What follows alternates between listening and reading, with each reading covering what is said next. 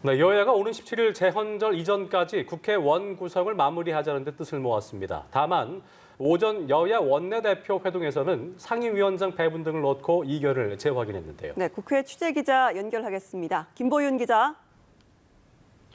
네, 여야가 오전 김진표 국회의장 주재로 열린 원내대표 회동에서 오는 일요일 재헌절 전까지는 원구성을 끝내자고 의견을 모았습니다.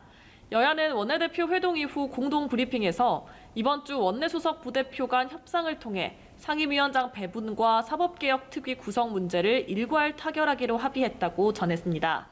하지만 여야는 아직 핵심 쟁점에 대한 입장차를 좁히지는 못하고 있는데요.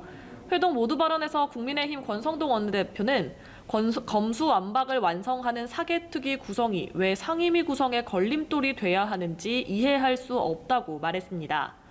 반면 민주당은 사개특위를 구성하기로 한 합의를 지켜야 하는 건 물론이고 법제사법위원회 개혁도 함께 이루어져야 한다는 입장입니다.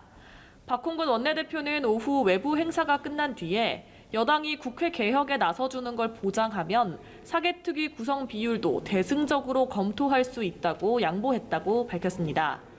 앞서 원내대표 간 비공개 회동 중에는 검수완박 합의 파기 등을 두고 서로 사과하라고 목소리를 높여서 회의장 밖으로 큰 소리가 새어나오기도 했는데요.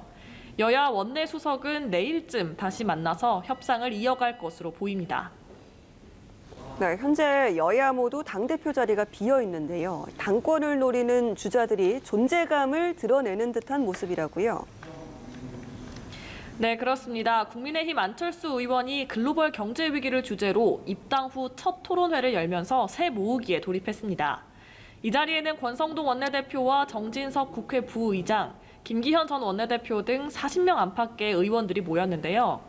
안 의원이 차기 당권 주자로 거론되고는 있지만 당내 세력은 많지 않은 만큼 인수위원장 경력을 토대로 의원들 공략에 나섰다는 해석이 나옵니다. 안 의원은 지금이 윤석열 정부 성공의 분기점이라면서 인수위 시즌2라는 생각으로 열심히 하면 다시 국민적 신뢰와 기대를 회복할 수 있다고 강조했습니다. 이준석 대표는 잠행을 이어가는 가운데 이 대표가 띄워놓은 혁신위원회 회의에는 권성동 원내대표가 처음으로 참석했습니다. 권 원내대표는 혁신위는 당의 공식 기구인 최고위원회의 의결을 거친 기구라면서 당내 상황에 위축될 이유가 전혀 없다며 혁신위를 응원했습니다. 권 원내대표도 차기 당권 주자로 거론되고 있는 만큼 당 전반을 챙기면서 리더십을 보여주는 거란 해석이 나옵니다.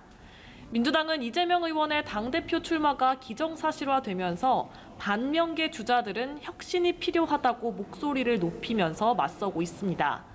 이 의원에 맞서는 97그룹 강병원 의원은 오늘 기자회견에서 당대표의 공천권을 내려놓겠다는 내용의 민주당 혁신안을 발표했고요.